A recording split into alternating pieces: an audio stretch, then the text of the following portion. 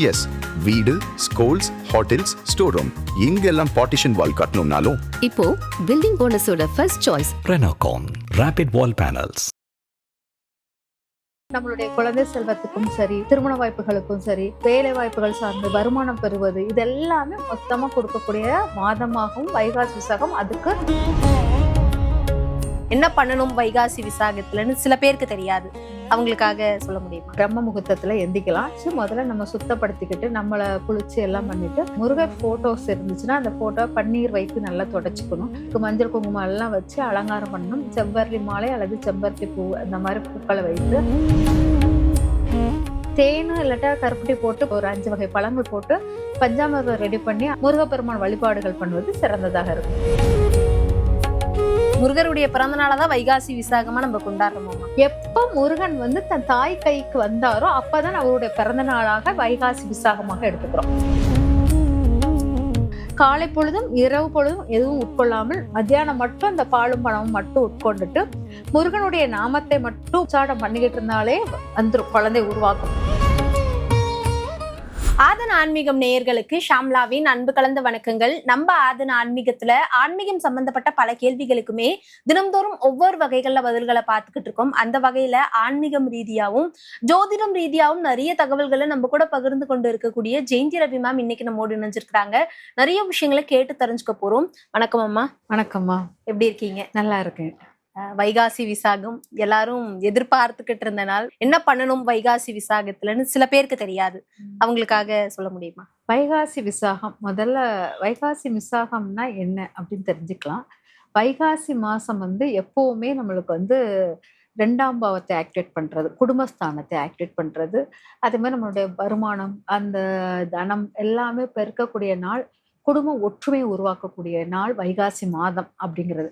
இந்த மாதத்தில் வரக்கூடிய ஒவ்வொரு ஃபெஸ்டிவலுமே நம்ம குடும்பத்துடன் செலிப்ரேட் பண்ணா ரொம்ப சிறப்பாக இருக்கும். ஏன்னா அது ரிஷபராசி குடும்பம், காளமாடு, காளமாட்டில் சிவன் பார்வதி தன் குழந்தைங்க, அதாவது பிள்ளையாரு முருகருடன் இருக்கிற மாதிரி அந்த இதுதான் அந்த ரிஷபராசிக்குள்ளது. அதனால இந்த வைகாசி மாசம் நம்மளுடைய காலபுருஷன் 2ஆம் பாவமாக இருப்பதனால் அந்த வைகாசி விசாகத்தில் முருகக்குறை எதுவும் இருக்கிறதுனால ரொம்ப நம்மளுடைய குழந்தை செல்வத்துக்கும் சரி, திருமண வாய்ப்புகளுக்கும் சரி, வேலை வாய்ப்புகள் சார்ந்து வருமானம் பெறுவது, இதெல்லாமே மொத்தமா கொடுக்கக்கூடிய மாதமாகவும் வைகாசி விசாகம் அதுக்கு ரொம்ப விசேஷமானதாகவும் இருக்கும் அப்படிங்கிறத எடுத்துக்கலாம். இந்த வைகாசி விசாகத்தில் நம்ம என்ன பண்ணலாம் அப்படின்னா, எப்போது மாதிரி பிரம்ம முகூர்த்தத்துல எந்திக்கலாம். ஏன்னா இந்த விசேஷ நாள்களில் மட்டும் பிரம்ம முகூர்த்தத்தை எந்திப்பது ரொம்ப சிறப்பாக இருக்கும். அதனால பிரம்ம முகூர்த்தத்துல எந்திரிச்சு முதல்ல நம்ம சுத்தப்படுத்திக்கிட்டு நம்மளை குளிச்சு எல்லாம் பண்ணிட்டு முத்தங்களை எல்லாம் தொளிச்சு அதெல்லாம் பண்ணிக்கிறது ரொம்ப முக்கியம். அதுக்கப்புறம் நம்மளுடைய முருகர் போட்டோஸ் இருந்துச்சுன்னா அந்த போட்டோ பன்னீர் வைத்து நல்லா தொடச்சிக்கணும். பன்னீர் அபிஷேகம் பண்ணுவோம் இல்லையா, அதே மாதிரி பன்னீர் வச்சு நம்ம தொடச்சிக்கிட்டு அதுக்கப்புறம் அதுக்கு மஞ்சள் குங்குமம் எல்லாம் வச்சு அலங்காரம் பண்ணணும். செவ்வரளி மாலை அல்லது செம்பருத்தி பூ அந்த மாதிரி பூக்களை வைத்து அலங்காரம் பண்ணிட்டு அதுக்கப்புறம் நம்ம கந்த சஷ்டி கவசம் அல்லது திருப்புகழ் அதெல்லாம் பாடணும். இதெல்லாம் பாடிட்டு கந்த சஷ்டி கவசம், கந்தகுரு கவசம் எல்லாம் ரொம்ப பவர்ஃபுல்லா இருக்கும். இதை பாடிட்டு அதுக்கப்புறம் நம்ம கோயிலுக்கு போய் முருகர் பேர்லயோ இல்லாட்டி நம்ம பேர்ல ஏதாச்சும் ஒரு அர்ச்சனை பண்ணிட்டு முருகருடைய உருவத்தை, திருவுருவம் தீபாரணை காட்டுறதை பார்த்துட்டு நம்ம சில பேர் விரதம் இருக்கலாம், சில பேர் விரதம் இருக்க மாட்டாங்க. விரதம் இருந்தாலும் பரவாயில்ல, இருக்காட்டாலும் பரவாயில்ல. ஆனா விரதம் இருக்கிறவங்க என்னன்னா அசைவ உணவுகளை தவிர்த்துக்கணும். பால் பழம் மட்டும் சாப்பிட்டுக்கலாம் அப்படிங்கிற மாதிரி எடுத்துட்டு காலை பொழுது எடுக்க வேண்டாம். மத்தியானம் மட்டும் விரதத்தில் பால் பழம் சேர்த்துக்கலாம். அப்ப ஈவினிங் விளக்கேற்றி முருகர் பெருமானுடைய கந்த சஷ்டி கவசத்தை படிச்சுட்டு அதுக்கு போய் விரதம் நிறைவு பண்ணிட்டு பாலுடன் நிறைவு பண்ணிட்டு மறுநாள் காலையில உணவு உட்கொள்வது சிறப்பாக இருக்கும். இது விரதம் இருக்கிறது அன்றைக்கு. அதே சமயம் அந்த முருகருக்கு படைக்க வேண்டிய பிரசாதம் திணை மாவில் தேன் கலந்து திணை மாவு, கண்டிப்பாக தேன் கலந்த திணை மாவு வைப்பது சிறப்பாக இருக்கும். அதுக்கப்புறம் நம்ம முருகருக்கு பிடித்த பழங்கள் அதெல்லாம் வச்சு அப்புறம் பஞ்சாமிர்தம் ரொம்ப முக்கியமானது. தேனு இல்லாட்டா கருப்பட்டி போட்டு பஞ்சாமிர்த பழங்கள்ல ஒரு 5 வகை பழங்கள் போட்டு பஞ்சாமிர்தம் ரெடி பண்ணி அதையும் பிரசாதமாக இது பண்ணிட்டு முருகப்பெருமான் வழிபாடுகள் பண்ணுவது சிறந்ததாக இருக்கும். இந்த இதுல இந்த முருகப்பெருமான்ல சில பேர் காவடி எல்லாம் எடுப்பாங்க. வேல் காவடி, பன்னீர் காவடி, புஷ்ப காவடி, அந்த மாதிரி காவடிகள் எடுப்பாங்க. இந்த காவடிகள் எடுத்தா நம்மளுக்கு இன்னுமே நல்லா ரொம்ப ரொம்ப ரொம்ப நல்லா இருக்கும் அப்படிங்கிறது. ஏன்னா துலா ராசியில தான் விசாக நட்சத்திரம் தொடங்குது. அது பாத்தீங்கன்னா துலா ராசி 2 தராசு மாதிரி இருக்கும். அந்த தராசு அமைப்பு தான் நம்மளுடைய காவடியுடைய அமைப்பும் இருக்கும்.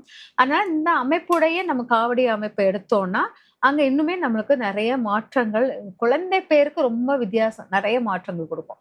அதனால காவடிகள் வந்து பால் காவடி, பன்னீர் காவடி சொல்லிட்டு நம்ம எந்த எடுக்கிறோமோ அது ரொம்ப முக்கியமானது.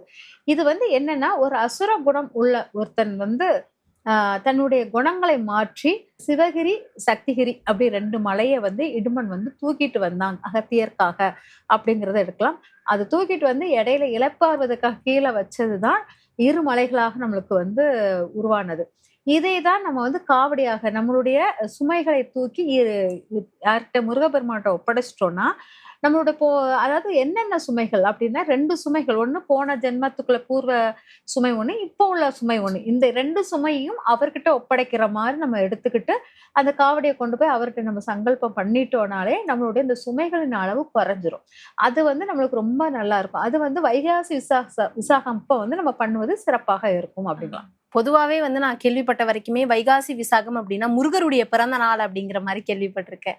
உண்மையாவே அது முருகருடைய பிறந்த நாளதான் வைகாசி விசாகமா நம்ம கொண்டாடுறோமா? முருகருடைய பிறந்த நாள், அதாவது கார்த்திகை மாதம் அப்படிங்கறதும் ஒண்ணு உண்டு. முருகர் பிறந்த நாள் கிருத்திகை அப்படிம்போம், அதையும் சொல்லுவோம். அதே மாதிரி வைகாசி விசாகத்தையும் சொல்றாங்க. அப்ப நமக்கு ஒரே குழப்பமா இருக்கு. ஆக்சுவலா என்னன்னா, முருகப்பெருமான் வந்து அப்பா நெற்றியிலிருந்து வந்து தாய்கிட்டே வந்து சேரல, நேரா வந்து கங்கையில போய் சேர்ந்து அப்புறம் சரவண பொய்கையில வந்து 6 தாமரையும் விழுந்தார் அப்படிங்கிறது. அது வரைக்குமே யாரு நம்ம பார்வதி கையில் முருகர் வந்து கிடைக்கல. அந்த 6 குழந்தைங்களும் கார்த்திகை பெண்களால் வளர்க்கப்பட்டிருக்கிட்டே தான் இருந்திருக்காங்க. எப்ப முருகன் வந்து தன் தாய் கைக்கு வந்தாரோ அப்பதான் அவருடைய பிறந்த நாளாக வைகாசி விசாகமாக எடுத்துக்கிறோம். இப்ப அவர் அந்த 6 குழந்தைகளும் பார்வதி தேவி கிட்ட வரும்போது அந்த 6 குழந்தைங்களை பார்த்து அவர் ஒன்னா சேர்த்து அணைக்கும் போது அந்த 6 குழந்தைகளும் ஒரு குழந்தையாக மாறியது. அந்த 6 முகத்தை ஒரு முகமாக மாற்றியது நம்ம பார்வதி தேவி. அப்போங்கும்போது அப்பதான் முருகனுடைய பிறப்பாக நம்ம எடுத்திருக்கிறோம். அதுதான் வைகாசி விசாகம், 6 குழந்தைகளை ஒருமுக நாயகனாக ஆக்கியது அப்படிங்கிறது. அப்போங்கும்போது பிறப்புங்கிறது நெற்றிப்புரியிலிருந்து விழுந்தது கிருத்திகையில, ஆனால் நம்மளுடைய தந்தையிடம் வெளியே வந்தது கிருத்திகையில, தாயிடம் கிடைச்சது வைகாசி விசாகத்தில். அதனாலதான் நம்ம இந்த 2 இதையுமே நம்ம குழப்புற மாதிரி வர்றது. ஆனா வைகாசி விசாகம்ங்கிறது முருகனுடைய பிறந்த நாளாக தான், தாய்கிட்ட இருந்து வெளியே வந்தாதானே குழந்தை பிறந்த நாள், அதனால குழந்தையுடைய பிறந்த நாள் அப்படிங்கிறது. வைகாசி விசாகத்தப்ப குழந்தைகள் வேணும், குழந்தை பேருக்காக இல்ல அதுக்காக வேண்ட கூடியவங்க அன்னைக்கு விரதம் இருந்தா கட்டாயம் வந்து அகப்பையில குழந்தை இருக்கும் அப்படிங்கிற ஒரு வசனத்தையும் நான் சமீபத்துல கேள்விப்பட்டிருந்தேன். இது எந்த அளவுக்கு உண்மை? அந்த மாதிரி விரதம் இருக்கணும் அப்படின்னா அவங்க எந்த மாதிரியான விஷயங்களை ஃபாலோ பண்ணணும்? வைகாசி விசாகம் அப்படிங்கிறது என்னன்னா, 7ஆம் பாவத்தில் வந்து கரெக்டா வந்து விசாக நட்சத்திரம் நிக்குது. அது பௌர்ணமி நிலவில், பௌர்ணமி அதாவது சூரியன் வந்து வைகாசி மாசம் ரிஷப ராசிக்கு விழும்போது அதுல இருந்து 7வது ராசியாக விருச்சிகத்தில் வந்து சந்திரன் வரும்போது இந்த விசாகம் வருது. அப்ப வைகாசி விசாகங்கிறது அந்த 7 இதா இருக்குது. இது வந்து பாத்தீங்கன்னா ஒருத்தருடைய அந்த குழந்தை கணவன் மனைவி உறவில் வந்து ஏற்படக்கூடிய அந்த குரு விசாகம்னாலே குரு நட்சத்திரத்துக்குடையது. குருங்கிறது மஞ்சக்கரு அப்படிம்பாங்க. மஞ்சக்கருங்கிறது ஒரு குழந்தை உருவாகுறதுக்கு முக்கியமான ஒரு பங்கான ஒரு விஷயம். அது காலபுருஷனின் 8ஆம் பாவத்தில் வந்து உட்கார்ந்து இருக்குது. அப்ப காலபுருஷன் 8ஆம் பாவம், அதாவது லக்னப்படி பாத்தீங்கன்னா 7ஆம் பாவம். இந்த 7, 8 வந்து கணவன் மனைவி உறவுக்குள்ள விஷயத்தில் ஒழுங்கான அமைப்புகள் இருந்தாதான் குழந்தை உருவாகும். அந்த இதைதான் இங்க வந்து நம்மளுக்கு வைகாசி விசாகத்தப்போ நம்ம கரெக்டான விரதங்கள் இருந்து பண்ணணும்னா குழந்தை பேர் கண்டிப்பாக உண்டு அப்படிங்கறத எடுத்திருக்கோம். இந்த கணவன் மனைவியுடைய இந்த குறைபாடுகள் இருந்துச்சுன்னா அது நீங்கி, அந்த விந்து குறைபாடோ இல்லாட்டா கர்ப்பப்பை குறைபாடுகளோ இருந்துச்சுன்னா அதை நீங்கி இந்த விசாக விரதங்கள் கரெக்டா நீங்க எடுத்துட்டு வந்தீங்கன்னா, இதுல வந்து 11 நாள் விரதங்களும் இருக்குது, 27 நாள் விரதமும் இருக்குது, 48 நாட்களும் இருக்குது. இந்த 48 நாட்கள் பெண்களால் எடுக்க முடியாது. அதனால 27 அல்லது 11 நாள் வந்து பெண்கள் எடுத்து கொண்டாடலாம், வைகாசி விசாகத்தை வழிபாடு பண்ணலாம். அது இல்லாட்டா அந்த ஒரு நாள் கடும் விரதமாக எடுக்கிறது. ஒரு நாள் கடும் விரதம் பாலும் பழமும் மட்டும் முக்கியத்துவம் கொடுத்துட்டு, வெறும் பாலும் பழத்துக்கு மட்டும் முக்கியத்துவம் கொடுக்கணும். அதுவும் காலை பொழுதும் இரவு பொழுதும் எதுவும் உட்கொள்ளாமல் மத்தியானம் மட்டும் அந்த பாலும் பழமும் மட்டும் உட்கொண்டுட்டு முருகனுடைய நாமத்தை மட்டும் உச்சாடம் பண்ணிக்கிட்டு இருந்தாலே வந்துடும், குழந்தை உருவாக்கும். வெறுமனே நான் வந்து கந்த சஷ்டி கவசம், திருப்புகழ், வேல்மாறு என்னென்னவோ கடவுளுக்கு முருகனுக்காக அவ்வளவு பாடல்கள் இருக்குது. ஆனால் ஒரே வார்த்தை முருகா அப்படி சொன்னாலே அவர் வந்து வந்து உட்கார்ந்துருவாரு. அவ்வளவு பெரிய அற்புத சக்தி உடையவர். அந்த முருகருக்குள்ள வந்து நம்ம என்னன்னா, சில பேர் என்னன்னா இந்த முருகருக்கு வந்து தனித்து சொல்வதை விட நம்ம மட்டும் முருகா அப்படின்னு சொல்றதை விட வெற்றிவேல் முருகனுக்கு அரோகரா அப்படிங்கிறது ஒரு கூட்டம். ஒரு ஆள் வந்து உட்கார்ந்து வெற்றிவேல் முருகனுக்குன்னு ஒரு ஆள் ஒரு பக்கம் அரோகரா. இது வந்து ரெண்டு கோவிந்தா கோவிந்தான்னு சொல்லிட்டு போற திருப்பதிக்கும் இங்க முருகருக்குமே ஒரே இதுதான். கூட்டமாக சேர்ந்து கூவும் போது அவர் உற்சாகமாக உங்களுக்கு வரம் கொடுப்பார். அப்பங்கும்போது ஒரு குழுவாக அமைத்து உங்களுடைய விரதங்களில் ஒரு குழு, நான் பக்கத்து வீடு எல்லாரும் சேர்ந்து நம்ம இந்த விரதம் இருக்கலாம். இந்த செவ்வாய்க்கிழமை உங்க வீட்டுல உட்காந்து கோவிந்த முருகா அரோகரா பண்ணலாம். அதுக்கப்புறம் அடுத்த வாரம் அவங்க வீட்டுல உட்காந்து பண்ணலாம்னு சொல்லிட்டு இந்த குழுவாக அமைத்து இந்த அரோகரா வழிபாடுகளை பண்ணும்போது இந்த குழந்தை பாக்கியம் இல்லாதவர்களுக்கு, திருமண வாழ்க்கையில் பிரச்சனை இருக்கிறவங்களுக்கு குழுமா ஒரு கூட்டமாக அமைத்து ஒரு வழிபாடு பண்ணும்போது கண்டிப்பாக அது சீராகும். எல்லாருடைய வைப்ரேஷனும் அந்த குழந்தைங்களுக்கு அந்த குடும்ப வாழ்க்கையை சிறப்பாக அமைவதற்கும் நல்லா இருக்கும். அதனால இப்படியும் ஒரு வழிபாடு பண்ணலாம் அப்படிங்கிறது. அதாவது ரெண்டு கடவுளுக்கு வந்து நம்ம வந்து கூட்டமாக சொல்லும் மந்திர உச்சாடம். ஒண்ணு பெருமாளுக்கு சொல்லுவோம், இன்னொன்னு முருகருக்கு சொல்லுவோம். இந்த ரெண்டு பேருமே அந்த கூட்டத்தை ரொம்ப விரும்புவாங்க. இப்ப பாத்தீங்கன்னா ரெண்டு பேர் கோயிலுமே கூட்டம் தான் பெருகுது. அதனால வைகாசி விசாகத்துல இந்தந்த மாதிரியான விஷயங்களை பண்ணணும்னு நிறைய தகவல்களை சொல்லியிருந்தீங்க. தயவு செஞ்சு வைகாசி விசாகம் அன்னைக்கு இதை தெரியாம கூட பண்ணாதீங்க அப்படின்னா என்னென்ன சொல்லலாம்? அசைவத்தை வந்து அன்னைக்கு எடுக்க வேண்டாம். ஏன்னா அந்த பொழுது வந்து அது ரிஷபராசிக்குள்ளதும் காலபுருஷனின் 8ஆம் பாவத்துக்குள்ளதாகவும் இருக்கிறதுனால, அங்க சந்திரன் நீச்சமாக இருக்கிறதுனால அசைவங்களை அகற்றுவது சிறப்பாக இருக்கும். ஏன்னா சந்திரன் நீச்சம் உணவினால் ஒரு எஃபெக்ட் கொடுக்கும் அப்படிங்கிறதுனால. அதே போல் வந்து நம்ம வந்து அந்த வைகாசி விசாகத்தில் நிறைய பேருக்கு தானங்கள் பண்ணுவது சிறப்பாக இருக்கும். ஆனால் தானங்கள் பண்ணுவது சிறப்பாக இருக்கும், மற்றவங்களை அந்த சமயத்துல ஏமாற்றுவது பிடிக்காது முருகருக்கு. உண்மை தன்மையான ஒரு நிலைய நீங்க அவ்வளவு நாள் என்ன தப்பு பண்ணாலும் ஓகே சொல்ல மாட்டோம். ஓகே தான், அது வந்து பெருசா தெரியாது. ஆனா வைகாசி விசாகம் அப்போ அவருக்கு நேர்மையா இருக்கணும். ஒரு மாம்பழத்துல கூட அம்மா அப்பா கிட்ட கரெக்டா போராடி அந்த நியாயத்தை கேட்டு அவர் வெளியே வந்தவர். அப்படி இருக்கிறவர்கிட்ட அந்த வைகாசி விசாகத்தப்போ இந்த பொய், இந்த பிசினஸ்க்காக இதை சொல்ல வேண்டியது இருந்தது.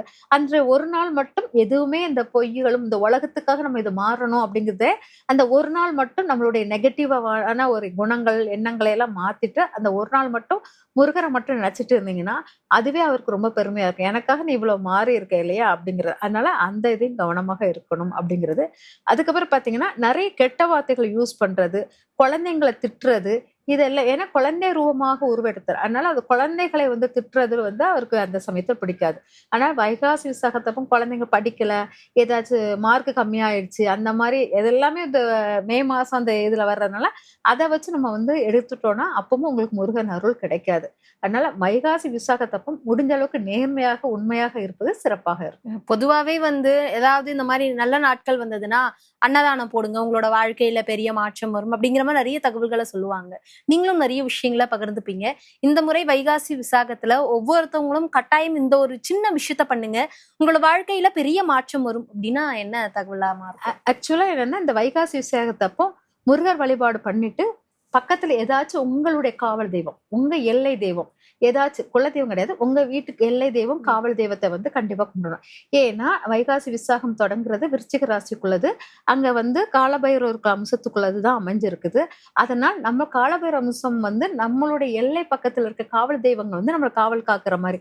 அதனால அந்த வழிபாடுகள் மிக முக்கியமா எடுத்துக்கோங்க. முருகர் வழிபாடு பண்ணிட்டு காவல் தெய்வ பக்கத்துல இருக்கிற ஏதாச்சும் ஒரு சிறு தெய்வ வழிபாடுகளை எடுத்துக்கொள்வது சிறப்பாக இருக்கும்.